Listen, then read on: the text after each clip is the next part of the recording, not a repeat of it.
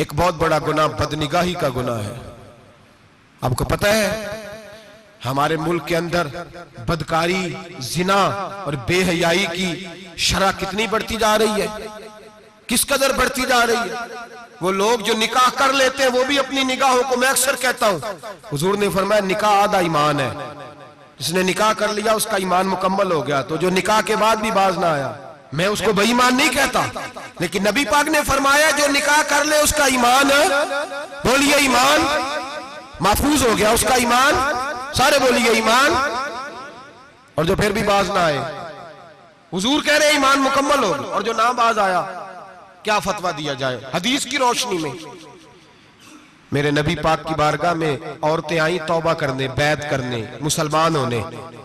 तो हुजूर बैत लेते वक्त फरमाने लगे मेरे साथ वादा करो, झूठ नहीं बोलोगी, गीबत नहीं करोगी, जिना नहीं करो। एक औरत बोल पड़ी, कहने लगी या रसूल अल्लाह सल्लल्लाहु अलैहि वसल्लम, मैं मुसलमान तो नहीं पर खानदानी हूं, मेरे घर वालों के जहन में भी कभी जिना का ख्याल नहीं आया।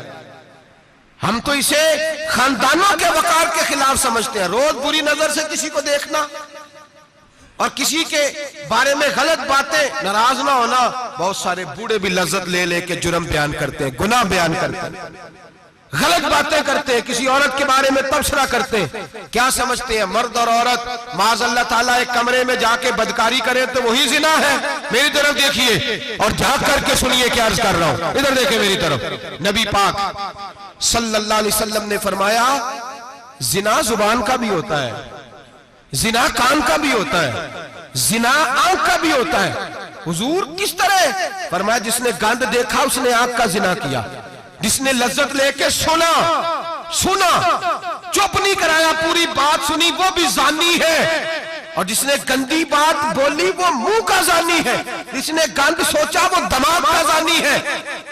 और जानी को सबसे पहली सजा अल्लाह ये देता है कि सजदे की लज्जत छीन लेता है, इबादत का सुरूर छीन लेता है, उसका नमाज में दिल नहीं लगता।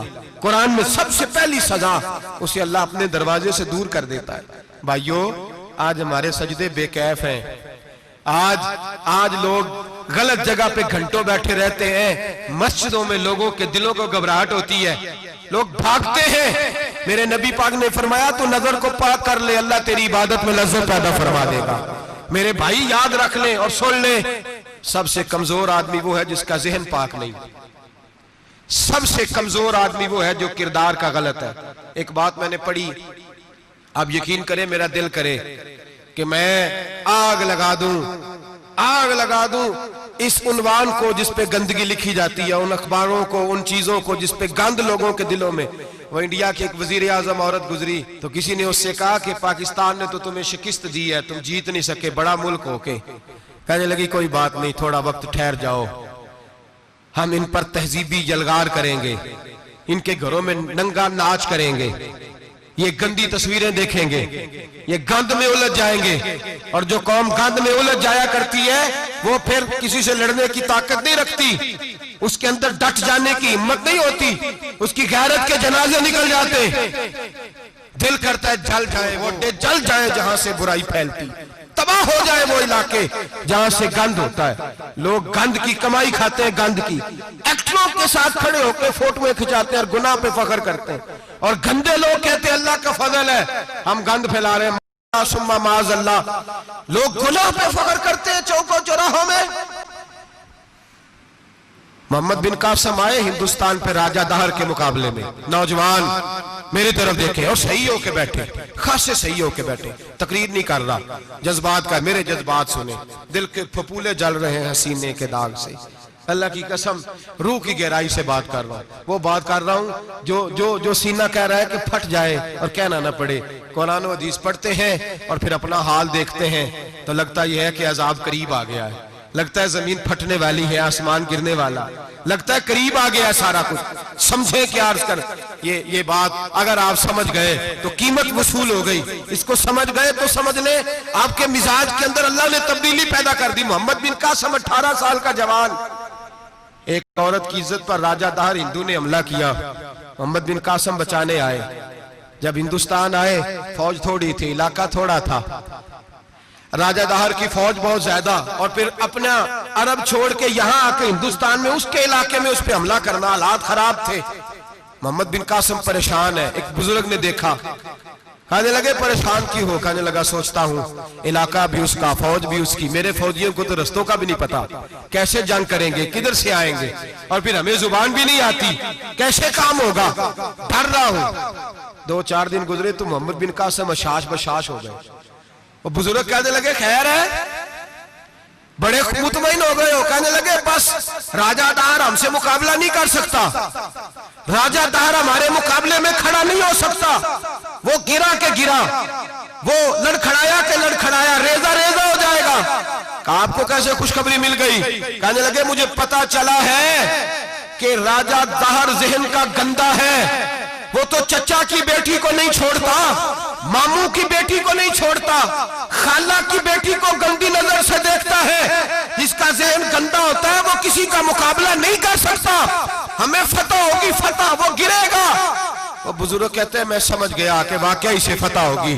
आज कश्मीर क्यों आजाद नहीं हो रहा, फलस्तीन में आग क्यों लगी हुई है? मुसलमान जब तक जहन का गंदा है, कमजोर है, जब तक जहन का नापाक है, कमजोर है।